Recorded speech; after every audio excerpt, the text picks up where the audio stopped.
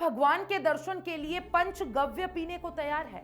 देखिए, उत्तराखंड से एक ऐसी खबर आई है जिसने पूरे देश में चर्चा का माहौल बना दिया है। गंगोत्री धाम मंदिर समिति ने हाल ही में एक ऐसा फरमान जारी किया है जिसने आस्था और विज्ञान के बीच नई बहस खड़ी कर दी है।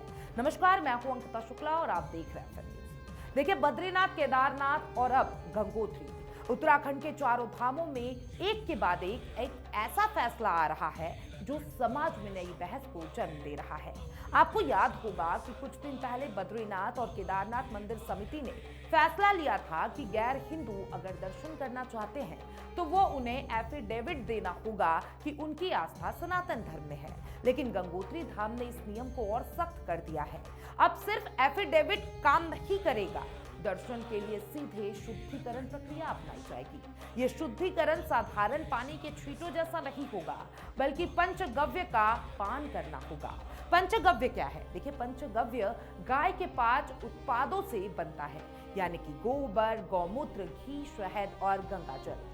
मंदिर समिति का कहना है कि अगर कोई व्यक्ति पंचगव्य का पान करता है तो वह शुद्ध हो जाता है और सनातनी बन जाता है।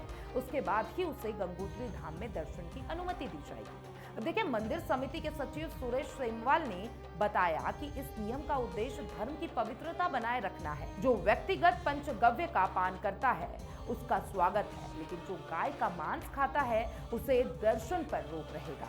हमारी टीम इस प्रक्रिया को पूरी तरीके से व्यवस्थित करेगी। अब देखिए, सुरेश सोमवाल के अनुसार इस काम के लिए 8 से 10 लोगों की एक समिति बनाई गई है। इसमें पुजारी, कानून जानकार और अन्य जिम्मेदार लोग शामिल हैं। समिति ध्यान ये रखेगी कि किसी भी धार्मिक स्वतंत्रता का उल्लंघन ना हो और नियम पूरी तरीके से कानूनी तौर पर लागू हो। सुरेश सोमवाल ने कहा कि हम किसी की आस्था पर हमला नहीं कर रहे, बल्कि अपने धर्म की पवित्रता बनाए रखना चाहते हैं। इस कमेटी के निर्माण के अनुसार हम हर मामले को संभाल लेंगे। अब सुरेश सेमवाल के मुताबिक सिख, बौद्ध और जैन समुदाय के लोग गंगोत्री धाम के दर्शन कर सकते हैं। उनका कहना है कि ये सभी समुदाय सनातन धर्म की तरह अहिंसा का पालन करते हैं, लेकिन गाय का मांस खाने वाले लोग दर्शन के योग्य नहीं माने जाएंगे। अब इस नियम के सामने आने के बाद समाज में और सियासत बहस छिड़ गई है।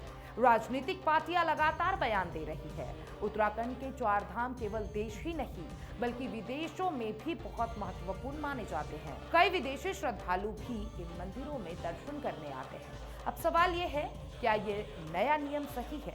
क्या पंचगव्य पान करने का तरीका सभी के लिए स्वीकार्य होना चाहिए? क्या गैर हिंदू श्रद्धालुओं के लिए ये नियम धर्म की आजादी के खिलाफ नहीं है? देखिए, गंगोत्री धाम का ये फैसला साफ करता है कि मंदिर समिति धर्म की पवित्रता बनाए रखना चाहती है, लेकिन साथ ही समाज में नई बहस भी छेड़ दी है। अब यह जनता और राजनीतिक दलों पर निर्भर करेगा कि इस नियम को कैसे स्वीकार किया जाए और कैसे लागू किया जाए। तो आप क्या सोचते हैं? क्या पंचगव्य पीकर दर्शन करना उचित है या फिर नहीं? अपने विचार कमेंट में जरूर साझा करें।